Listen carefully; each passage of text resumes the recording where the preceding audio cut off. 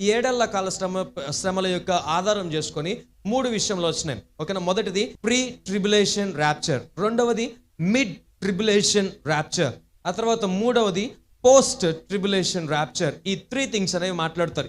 ఇప్పుడు ఇంతకీ ఏది వాస్తవం అండి అని అంటే గనక, ఏది వాస్తవమైన వాస్తవం కాకపోయినా అర్థమవుతుందా? ఒక బేసిక్ థింగ్ ఏంటనంటే, ముందు దేవుడు వచ్చిన, చివరిలో దేవుడు సంఘమును ర్యాప్చర్ జరిగిన అన్ని కాలముల కొరకు సిద్ధపడి ఉంటే కనుక ఏ నొప్పి లేకుండా ఉంటుంది.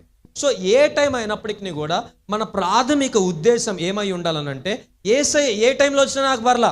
నేను అందుకనే ప్రకటన గ్రంథం ప్రారంభంలో చెప్పేటప్పుడు ఇలాగ చెప్పిన, ఎలాంటి ఒక సిద్ధపాటు కలిగి ఉండాలి ఒక క్రైస్తవుడు అంటే, ఇంకొక 5 నిమిషాల్లో యేసయ్య వస్తాడా, ఐఎమ్ రెడీ. లేదు 10 సంవత్సరాల తర్వాత వస్తాడా, ఐఎమ్ రెడీ. లేదు మరుక్షణం ఇప్పుడు నేను మాట్లాడుతూ ఉండగానే, మనందరం వింటూ ఉండగానే దేవుని యొక్క రాకడ జరిగిద్దా? దేవునికి స్తోత్రం. హల్లెలూయా.